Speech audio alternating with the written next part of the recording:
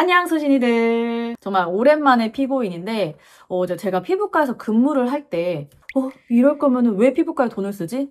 이런 생각이 드는 경우가 있어요. 그러니까 비싼 돈 주고 치료를 받고 나서 정말 그 치료 후에 절대로 하지 말아야 될 행동들, 이런 것들 이제 본인들도 모르게 해버리는 거죠. 근데 이렇게 되면은 이제 결국에는 내가 치료받은 것들이 다 도루마무 되거나 아니면 심지어 더 악화되는 경우도 생길 수가 있는데, 오늘은 그 몇 가지 케이스들을 조금 빠르게 얘기해 드리도록 할게요. 먼저 여드름 치료를 받는 경우, 일단 여드름 때문에 내원을 하시는 분들은 이거를 아셔야 돼요. 이 병원 치료는 여드름이 나는 원인을 해결해 주지 않는다는 거. 그러니까 이미 올라와 있는 여드름을 치료를 해주거나 아니면 어떠한 이유로 여드름이 올라온다면은 그거를 이제 시술이라든지 약을 통해서 조금 덜 나게 해주는 것 뿐인 거예요. 물론 이제 치료 당시에는 완치된 것처럼 보이지만 결국에는 원인을 해결해주지 못하면은 금방 다시 원래대로 돌아오게 돼 있어요. 그러면 이제 원인은 뭐냐? 정말 여러 가지예요. 잘 안 씻어서 그럴 수도 있고, 주변 환경일 수도 있고, 아니면은 식습관, 생활습관 때문일 수도 있어요. 그렇기 때문에 이제 내가 여드름 치료를 받을 때는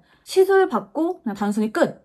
이게 아니라 내가 어떤 것 때문에 이렇게 여드름이 계속 올라오는지 이런 원인들을 좀 지속적으로 체크를 해주고 그거를 개선하는 거를 같이 병행을 해야 된다. 무조건. 여드름이 나는 원인은 피부과를 가지 않았기 때문이 아니에요. 이제 그 다음에는 레이저나 주사 시술, 그리고 그 이외에도 뭔가 피부에 자극이 될 수 있는 어떤 시술을 받았을 때, 이럴 때는 이중세안은 최대한 피해주세요. 보면은 성격상 이중세안을 꼭 하셔야 되는 분들이 생각보다 많더라고요. 근데 이 이중세안은 우리 피부에 절대적으로 도움이 되지 않아요. 특히 이렇게 얼굴에 데미지가 있는 상태에서 이중세안을 하게 되면은 색소가 올라올 수도 있고 또 피부가 건조해져가지고 이 재생 속도가 현저하게 느려지게 돼요. 그렇기 때문에 이럴 때는 최대한 마일드하게 한 번의 세안으로 끝내시는 게 좋습니다.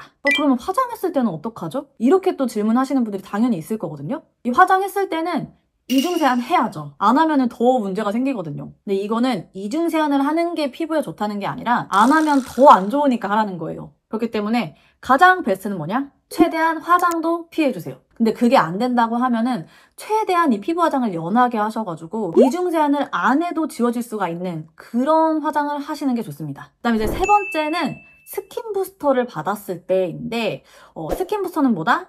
피부 영양제다. 이 영양제가 우리 피부 속으로 들어가면은 이제 체내 흡수가 되면서 우리가 원하는 바로 그 효과, 콜라겐 엘라틴이 터져 나오면서 피부 속까지 촉촉하고 막 피부가 탱탱해지고 막 피부광이 샤랄라 하는 건데, 이것을 방해하는 무언가가 있었으니 바로 술이에요. 이 술은 이제 우리 체내에 있는 수분을 흡수해버리고 아미노산 대사도 방해하고 염증 수치도 올려버려요. 그러니까 아무리 좋은 영양제를 먹고 맞고 한다고 해도 효과가 줄어들 수밖에 없는 거죠. 사실 담배도 우리 피부에 좋지 않은 거는 사실인데 이거는 피부에 막 즉각적인 영향을 주진 않거든요.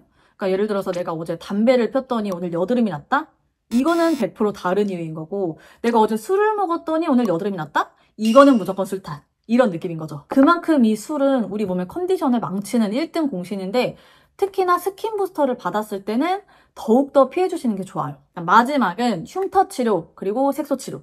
일단 흉터는 살이 파인 거죠. 피부가 없어요. 이게 치료되기가 쉬울까요? 당연히 울버린이 아니고서야 정말 그 기간이 오래 걸리고, 그리고 오랫동안 치료를 받는다고 해도 큰 효과를 기대하기가 힘들어요. 그리고 색소 치료. 사실 색소 치료라고 하면은 뭔가 레이저 탁탁 쏘고 나면은 금방 없어질 것 같고 그렇잖아요.